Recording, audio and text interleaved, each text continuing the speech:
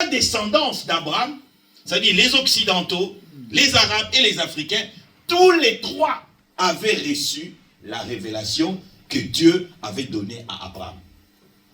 Amen. Et bibliquement parlant, des trois qui ont reçu cette révélation, 2 avaient perdu ça.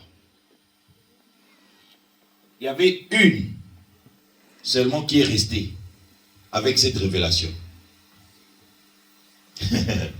Et vous savez qui? Ça, c'est ce que beaucoup de chrétiens ignorent. Vous savez pourquoi les chrétiens ignorent ça? Parce que nous nous sommes identifiés à la civilisation judéo-chrétienne. Et nous avions cru que nous avons tiré notre source des Occidentaux qui s'identifiait avec l'ancêtre comme Isaac.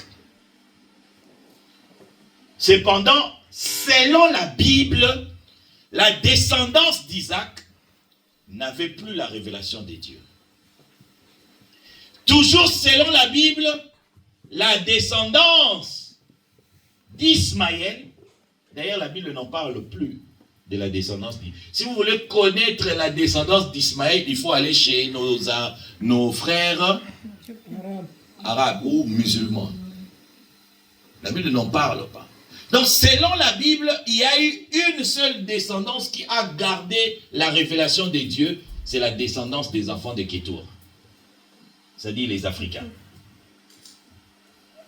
Isaac, lorsqu'il est allé en Égypte, la descendance d'Isaac elle est allée en Égypte, ils sont restés des années, ils se sont mélangés avec les Égyptiens, ils ont perdu la révélation de Dieu. C'est pour cela, pour que Dieu se révèle encore avec ce peuple, Dieu devait soutirer quelqu'un, un des leurs, pour l'amener en Afrique.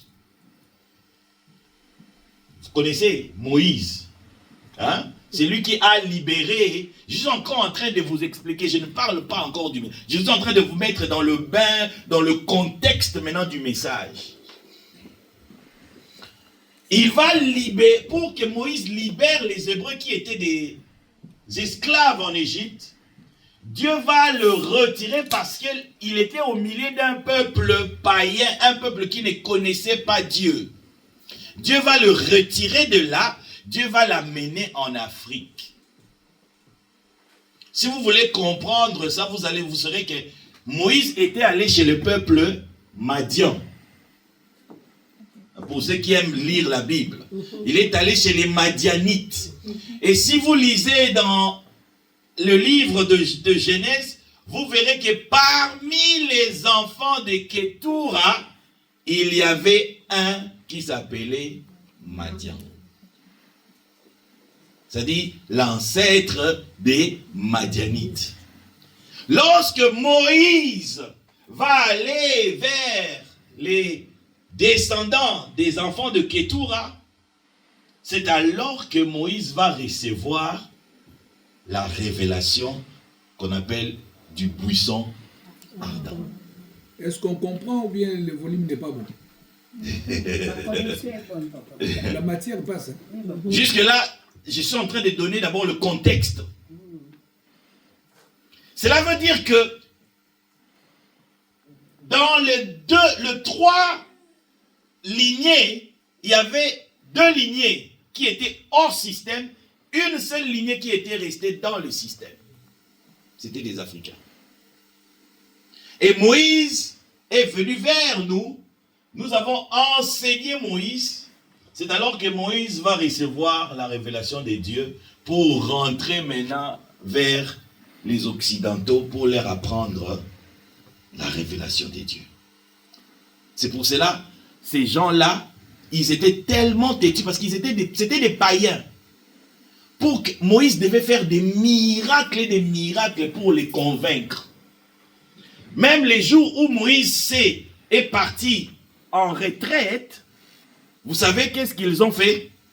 Comme Moïse n'était plus là, qu'est-ce qu'ils ont fait? Vaudou. Ils ont créé le vaudou. Parce que c'était là leur mode de vie. C'était des peuples idolâtres.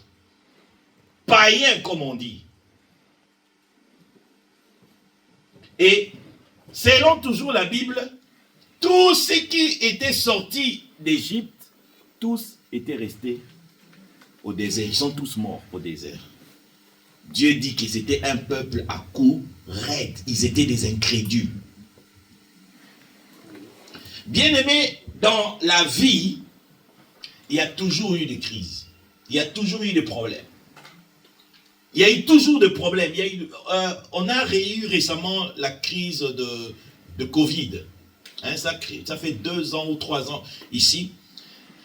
Dans chaque crise, Dieu utilise des crises pour pouvoir ramener le peuple sur leur position.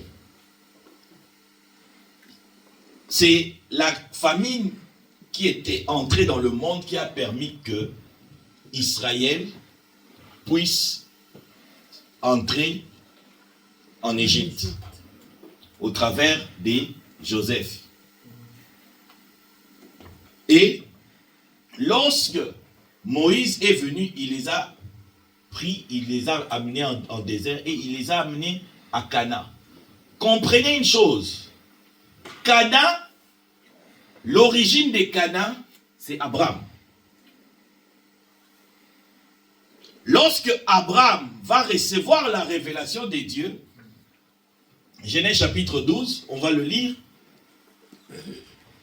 très important, Dieu va dire quelque chose à Abraham. Il va dire, va-t'en, non c'est mieux qu'on puisse le lire ça, Genèse chapitre 12. Genèse chapitre 12, Oui. verset 1er. L'Éternel dit à Abraham, Oui. va-t'en de ton pays, Oui. de ta patrie Oui. et de la maison de ton père, dans le pays que je te montrerai. Stop. Dieu a dit à Abraham 2 choses. Il lui dit, va-t'en de ton pays. Abraham, c'était quelqu'un qui habitait un pays. Et il dit, va-t'en encore de ta patrie. Qui connaît le pays d'Abraham?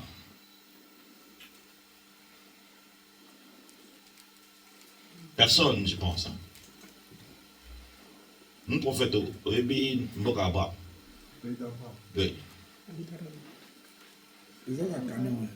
Kakana. Oui, c'est quoi? Israël. Moi, on a Israël. Bravo. En fait,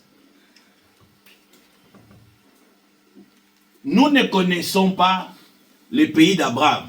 C'est parce qu'Abraham avait compris l'esprit de la bénédiction. Le pays d'Abraham existe bel et bien. On en parle aussi dans la Bible. Mais dans la philosophie de la bénédiction, il devait oublier ces pays-là. C'est pour cela, lorsque vous lisez l'histoire d'Abraham, Abraham ne mentionne pas son pays d'origine. Lorsqu'on parle d'Abraham, les pays qui nous vient en tête, comme cet enfant, mon enfant, ma fille va parler, on pense toujours à Israël. Mais Israël n'était pas le pays d'Abraham. Israël, c'était le pays d'accueil. Merci beaucoup. Vous allez comprendre maintenant la bénédiction d'Abraham. Que tel que nous sommes là déjà, tu es où? En Belgique, le pays d'accueil. Pays d'accueil. Je suis belge.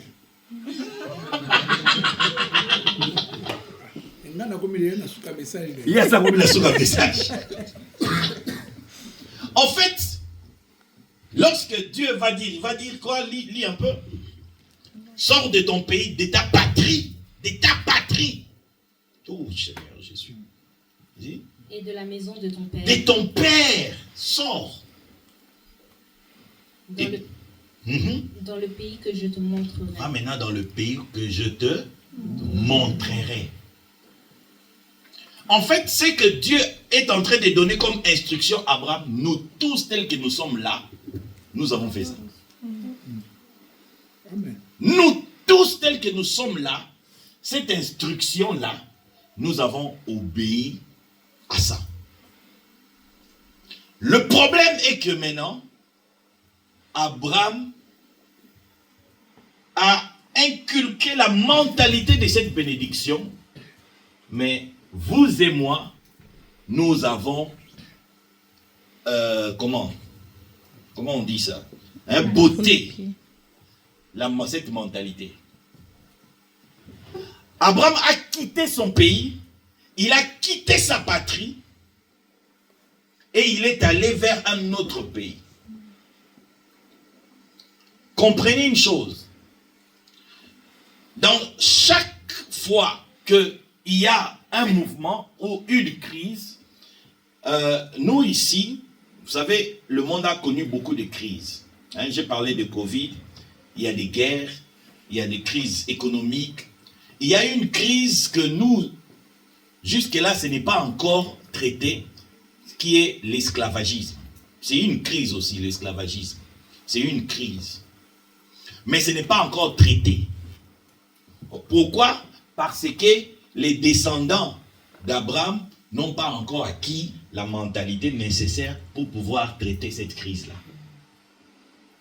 Voilà pourquoi je crois que ce message par ce message, nous allons commencer petit à petit à acquérir cette mentalité. Israël, lorsque il est allé en déportation en Babylone, c'était aussi une forme de crise. Mais à chaque fois que vous êtes sur un territoire étranger, la mentalité qu'il faut posséder, c'est la mentalité d'Abraham. C'est ce que Israël a pu maîtriser. Je vous ai dit que la force d'Abraham, c'était d'inculquer sa révélation, la révélation de son Dieu à ses descendants. Et lorsque Moïse a compris ces choses, Moïse a transmis cette révélation, ce qui a culminé à la création de la religion qu'on appelle communément le judaïsme, ou ce qu'on appelle communément les juifs. Si vous parlez à un juif, leur plus grand prophète, c'est Moïse. Et il l'appelle Moshe. C'est lui qui les a appris toutes ces choses qu'ils ne connaissaient pas. Mais Moïse a appris ça chez les Madianites, en Afrique. Maintenant, à l'heure où nous sommes maintenant, on nous a superposé une autre mentalité pour pouvoir cacher la bonne mentalité, la bonne révélation. Il n'existe pas un peuple qui a connu la déportation dans le monde comme des Africains. Vous savez ça? Je voulais parler seulement de Congolais, mais je veux orienter ça par rapport aux Africains. Si vous regardez dans tous les pays européens, il y a toujours des Africains. Et les Juifs aussi ont connu ça. D'ailleurs, le terme qu'on utilise, diaspora, si vous étudiez l'origine du mot diaspora, c'est un mot qui était employé suivant des Juifs qui étaient déportés. C'est un mot qu'on appelait, les Juifs qui vivaient à l'étranger, on appelait ces Juifs-là la diaspora. C'est pour cela que le terme est devenu maintenant pour utiliser pour chaque peuple qui est à l'extérieur de sa patrie. Par exemple, on peut appeler la diaspora congolaise, la diaspora béninoise, la diaspora sénégalaise, la diaspora. Mais vous allez remarquer une chose, hein? C'est un terme qu'on utilise rarement pour les Européens. Vous avez déjà entendu la diaspora de la France? Hein? La diaspora belge. Vous avez déjà entendu ça? On utilise ça seulement pour nous. C'est prophétique aussi. Lorsque les Juifs ont acquis maintenant la mentalité, Abraham, qu'est-ce qu'Abraham a fait? Il est sorti de sa patrie, il est sorti de son pays. Abraham a fait quelque chose. Il a oublié son pays d'origine. C'est pour cela qu'on ne parle pas d'Abraham. En fait, le pays d'origine d'Abraham, c'est Ur. Pour certains, c'est la première fois qu'ils entendent ça. C'est Ur. C'est Chaldée. Il a oublié ça. Il ne mentionnait plus ça. En fait, Abraham a fait quoi? Abraham a fait du pays que Dieu lui a montré. Abraham commençait à dire, en fait, ma patrie maintenant, c'est ces pays-là. Vous allez voir cette mentalité dans chaque juif. Il existe des juifs aux États-Unis. D'ailleurs, Donald Trump, on dit peut-être qu'il est d'origine juive. Vous savez, vous connaissez Didier Renders. Hein? Vous connaissez Louis Michel. Ce sont des Belges, hein? Mais ce sont des Juifs. Pardon. Hein, ce sont des Juifs. Mais ce sont des Belges. Ce sont des Belges. Ils sont 100% Belges. Maintenant, comme il a Kanangaï, Napé, pardon? Un Français. Lorsque c'est devenu à mon cas maintenant, moi aussi je suis belge. Hein? Mais, on va dire non. Toi? D'origine. Mais, qui a déjà pensé pour Didier Renders d'origine? Qui a déjà entendu ça? Personne. Pourquoi? Parce que ces gens-là ont acquis la mentalité d'Abraham. C'est-à-dire, lorsqu'ils viennent dans un territoire, ils s'identifient dans ces territoires-là. Ils font de ces territoires-là le leur. Un jour, j'étais au travail. L'histoire dont je vous ai parlé tout à l'heure, j'ai parlé avec un blanc. Un blanc. On parlait, parce que dans mon travail, on est plusieurs nationalités. Ah, lui, il est d'origine de Cameroun. Lui, il est d'origine. Mais maintenant, toi, un blanc. Parce que c'est un blanc. Bon, tu es de quelle origine? Peut-être il va dire belge ou français. Il dit non, moi je suis d'origine africaine. Oh, d'abord, ça m'a un peu interpellé. Je ne connais pas l'origine africaine. Ça n'existe pas. Hein? L'origine africaine, pour moi, ça n'existe pas. Nous, tu peux être congolais, tu peux être camerounais, sénégalais, ivoirien, mais origine africaine, je ne connais pas ça. Et en plus, c'est un blanc. Il dit, moi, je suis d'origine. Je dis, non.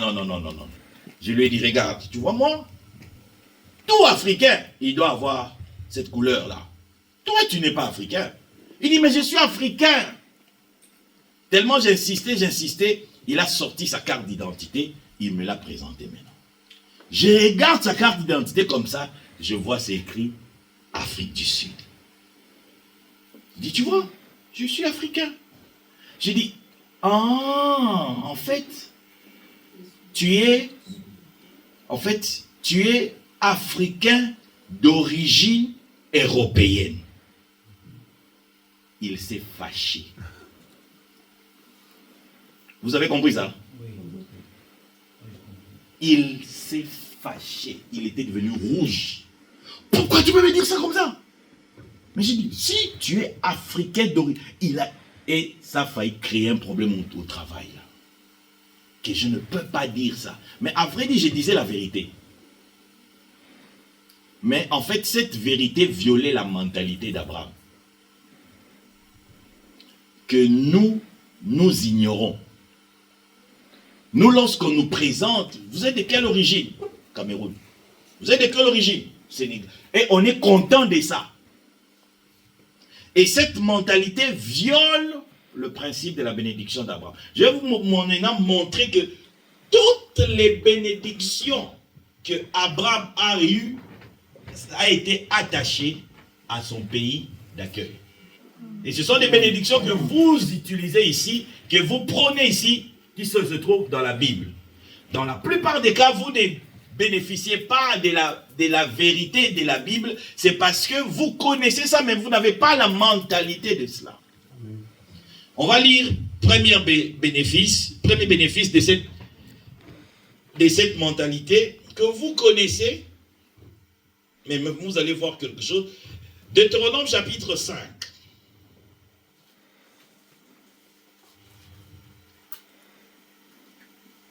Verset 16. C'est un texte qu'on connaît. Honore ton père et Stop. ta mère. Vous connaissez ça? Elle dit quoi? Honore ton père Attends. et ta mère. Honore, ça fait partie de quoi? Pour ceux qui connaissent cette phrase-là. Les 10 commandements. Hein? Ça fait partie du 10 commandements. Honore ton père Et ta mère, hein. La conséquence, c'est quoi? comme l'Éternel ton Dieu Uh-huh, te l'a ordonné, uh-huh, afin que tes jours uh-huh, se prolongent uh-huh. et que tu sois heureux. Voilà, stop là. En fait, ce texte, si vous lisez ça, par exemple, dans le Nouveau Testament, ça s'arrête seulement là. Honore ton père et ta mère pour que tu sois, que tu vives longtemps. On s'arrête seulement là, au moment où c'est en fait, les lieux où ce texte va s'appliquer, c'est un lieu précis. Continue. Que tu sois heureux dans le pays, Où? Uh-huh, que l'Éternel, uh-huh. ton Dieu, te donne. Voilà. C'est-à-dire, les 10 commandements, ce n'est pas, tel que nous sommes là, ce n'est pas des lois à respecter en Afrique.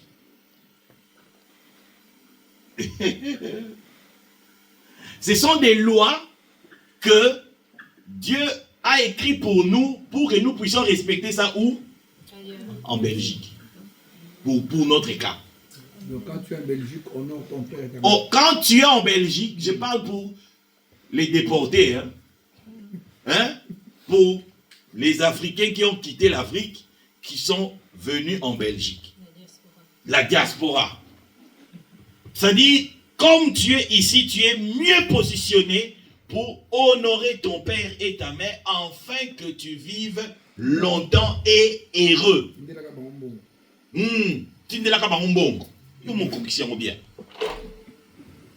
C'est puissant, hein, ça qu'on est en train de reprendre. Cela veut dire que la parole de Dieu, c'est quelque chose que tu dois respecter lorsque tu es étranger. Lorsque tu es dans une terre étrangère. C'est ça le contexte du respect de la parole de Dieu. En quelque sorte, vous êtes bien positionné déjà. Vous êtes correctement positionné. Le seul problème est que, là-bas il dit, dans le pays que Dieu te donne. C'est ça le problème. Le problème est que Dieu nous a donné le pays, mais nous ne le recevons jamais. Lorsque je retournerai chez nous, voilà. Ça bloque la pensée d'Abraham. Parce que tout le monde, tel que j'ai parlé avec plusieurs Africains, surtout j'ai parlé avec des Sénégalais, surtout des Sénégalais. Maintenant là, actuellement, je parle beaucoup aussi avec des Somaliens. Vous savez, les Africains, on nous a inculqué cette mentalité-là. Hein, ici même, en fait j'ai compris, c'est une stratégie européenne. Avant, il y avait ce qu'on appelait l'assimilation, c'est-à-dire les étrangers, lorsqu'ils viennent en Europe, on les assimilait. Alors, pour éviter cela, on devenait tellement nombreux, ils ont mis ce qu'on appelle la politique d'intégration. La politique d'intégration, en fait, c'est une politique, tu viens là, mais tu ne t'assimiles pas, tu travailles, tu payes tes impôts, mais tu restes attaché à ton pays d'origine, tu restes attaché à ta culture. En fait, c'est une stratégie pour vous distraire. Comme ça, tu n'auras pas les deux pieds sur terre. savez, en Afrique, il y a, je ne sais pas si c'est un adage africain, on dit, on ne suit jamais 2 lièvres à la fois. Quelqu'un qui suit 2 lièvres, il le perdra tous les 2. En fait, les Européens ont amené les Africains dans leur territoire pour pouvoir les exploiter. On vous exploite, et on vous dit non, restez attachés à vos cultures, restez attachés à vos mères. Ici, ce n'est pas votre pays c'est le pays d'où vous venez. Comme ça, vous vivez un pied dedans, un pied dehors. Vous allez travailler, vous allez payer vos impôts, vous ne posséderez jamais les pays que Dieu vous a donnés. Et vous savez quoi que j'ai trouvé? Les Africains, ils pensent. Vous savez pourquoi nous sommes venus ici, mon frère? Je dis en général, pourquoi nous sommes venus ici? On dit souvent, pourquoi? Merci beaucoup. On est venu pour chercher. Je vais vous raconter une histoire. En fait, j'ai compris que c'est dans notre ADN. Dans l'ancien temps, nos parents, nos aïeux allaient en chasse. Ils allaient en chasse. En chasse, soit ils partaient, soit ils pouvaient partir seuls ou ils partaient en groupe. Maintenant, il y avait des chasses où ils ont comme objectif de tuer plusieurs animaux ou des grands animaux. Il y a des chasses qui duraient 2 jours, 3 jours, voire 1 semaine. Et qu'est-ce qu'ils faisaient lorsqu'ils partent là-bas? Ils partent et arrivés à l'endroit où ils doivent chasser, ils font ce qu'on appelle des maisons de fortune. Je ne sais pas si vous avez déjà entendu cette expression-là. Si vous regardez souvent les journaux télévisés, ce sont des expressions qu'on utilise sur des maisons. Jésus. Les maisons pour les immigrés. Maintenant, les chasseurs africains, qu'est-ce qu'ils faisaient? Ils construisaient des maisons de fortune. En fait, une maison de fortune, c'est une maison où on y demeure provisoirement, en attendant. Parce que la vraie maison se trouve au village. Mais là, comme on est venu à la chasse, on construit une petite maison, là, juste pour pouvoir dormir. Mais la vraie maison se trouve au village. Et là, ils font la chasse. Après 2 jours, 3 jours, 1 semaine, dès que la chasse est finie, ils font quoi? Ils rentrent au village. Et c'est cette mentalité. Ça, c'était la mentalité de nos ancêtres. Maintenant, grandi, nous sommes devenus grands. En Afrique aussi, nous sommes restés avec ça. Ceux du village pensent venir à la ville pour pouvoir chercher enfin de retourner au village. Et ceux qui sont dans des grandes villes cherchent à venir en Europe afin de travailler pour pouvoir retourner. J'avais dit ça au pasteur, j'ai dit, étant enseignant de la parole de Dieu, j'ai observé, lorsque Dieu a commencé à me montrer ça, j'ai commencé à parler avec des gens. J'ai observé sur le 100% d'Africains. On a tous cette mentalité qu'un jour, on va retourner. J'ai vu plusieurs qu'on a enterrés ici. La plupart. Ils ne sont jamais retournés. Ils ne sont jamais retournés. J'ai vu plusieurs qu'on a enterrés ici. En fait, j'ai dit, waouh! Si l'Ecclésiaste serait là, il dirait, j'ai vu encore un scandale sous le soleil. Où les gens, ils vivent de manière provisoire, croyant que après quelque temps, ils vivront maintenant réellement. Mais après, ils n'ont jamais vécu. Donc, en conclusion, parce que les temps passent, qu'est-ce que devons-nous faire? En fait, Abraham, lorsque Dieu l'a amené dans son pays d'accueil, le pays d'accueil là, c'est devenu son pays. Amen. Vivez avec 2 pieds en Belgique. Alléluia. Vous savez, comment est-ce que vous pouvez vivre avec 2 pieds en Belgique? Cela veut dire que oubliez votre pays d'origine. Je sais ce que je dis. Je sais ce que je dis. Je sais ce que je dis. Vous savez, mes enfants là, je ne leur parle jamais du Congo. Mais j'étais surpris, pasteur, ces enfants-là connaissent certaines choses du Congo plus que moi. L'esprit m'a ouvert les yeux. Tu penses que les pays d'origine, c'est toi qui vas les reprendre. C'est dans le sang. C'est dans les gènes. Maintenant, pour vous distraire, on vous dit, non, non, non, il faut parler, il faut leur enseigner. Non! Oubliez votre pays, parce que vous serez heureux si vous possédez ce pays, pas si vous possédez votre pays d'origine. Ayez les deux pieds en Belgique. Étudiez les systèmes belges. Comprenez les systèmes belges. Vous savez, je suis en Flandre. Savez-vous qu'en Flandre, il existe un système pour défavoriser les enfants des étrangers? Oui. Tous les enfants des étrangers, il y a un système pour les orienter à des services de manutention professionnels. Ça existe. Je vais vous le montrer. On va lire Exode chapitre 1, comme on dit qui s'est pressé. Lorsque vous êtes étranger, mais vous n'avez pas possédé le pays, vous serez des esclaves. Exode chapitre 1. Waouh. Verset 8. Ça, maintenant, il ne faut pas filmer, parce qu'il risque de croire. Pour bien servir mon pays, vous savez, il y a eu un mouvement ici, ces derniers temps, sur l'histoire des guerres entre le Congo et le Rwanda.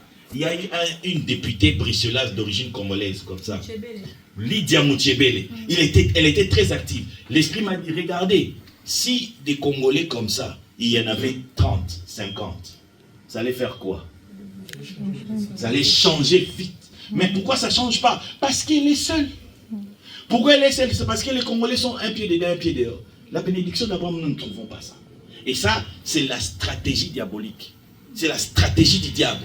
On nous dit, non, il faut rester dans votre coin, rester dans votre culture, mangez toujours le foufou, mais ne vous regardez pas, mangez toujours vos histoires, restez... Ça, c'est eux qui disent ça, hein, vous savez, c'est eux qui disent ça. Parce que vous voulez, si vous regardez là, je regarde beaucoup des émissions, non, ils doivent rester. Et il y a même un mouvement qu'on appelle les panafricains, les kémites, des sorciers, pour nous empêcher de nous intégrer dans nos pays d'accueil. Bien aimé, regardez les Juifs. Les Juifs, lorsqu'ils viennent dans ces pays, il a assimilé. Il se mélange. Je vous ai cité des noms des gens ici. En France, là-bas, vous connaissez Dominique Strauss-Kahn. Il allait même devenir le président de la France. Sarkozy aussi. Mais ils sont devenus des présidents. Mais quand est-ce qu'un Congolais va devenir Premier ministre ici en Belgique? Nous avons seulement eu un Congolais qui est devenu bourgmestre ici, à Gansoren. On l'a attaqué.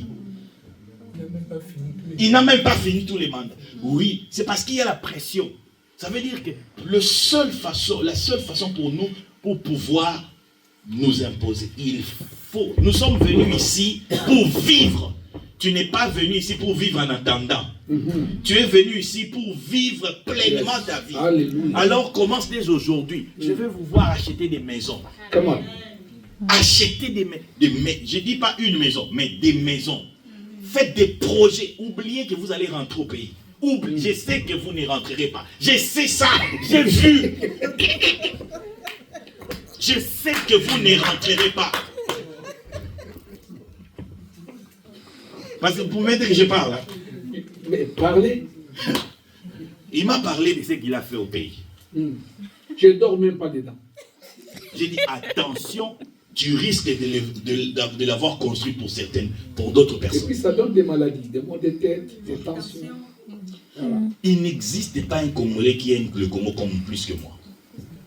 Mais je sais que pour bien servir le Congo, je dois avoir les deux pieds ici. Si dans le gouvernement, là, vous connaissez le Premier ministre belge, il s'appelle comment? De Wever. De Wever. Un signe d'intégration, il faut y avoir Premier ministre, il y a ministre du Travail, ministre de la Coopération, ministre, il faut faire 19h30 dans le journal et à Belgique. C'est ça l'intégration. Il faut entrer dans les systèmes. Hein? On parlait avec le pasteur Dédé. Les systèmes bancaires. Vous savez, ici en Europe, on ne paye pas de manière cash. Payer cash, c'est la mentalité africaine. En Europe, on ne paye pas de manière en cash. En Europe, on marche avec des crédits. Tu veux acheter une voiture, tu prends un crédit. Tu veux acheter une maison, tu prends un crédit. C'est comme ça le système européen. C'est le système capitaliste. Celui à qui on donne du crédit, c'est le bon citoyen. Parce que le crédit fait fonctionner l'économie. Mais nous, on nous a appris, même moi j'avais dit, il ne faut pas prendre de crédit. C'est pas bien. Jésus, tu ne vas pas vivre. Tu ne vas pas vivre. Moi j'étais comme ça. Ouais. Moi j'étais contre le crédit. Voilà. Oui, moi aussi j'étais contre les crédits. Moi j'étais... Non, c'est le système capitaliste exige ça. Tu dois avoir des crédits. Et c'est comme ça que tu vivras heureux. C'est comme ça que tu vivras heureux. Amen. Amen. Que le Seigneur vous bénisse. Amen. Acclamez le Seigneur.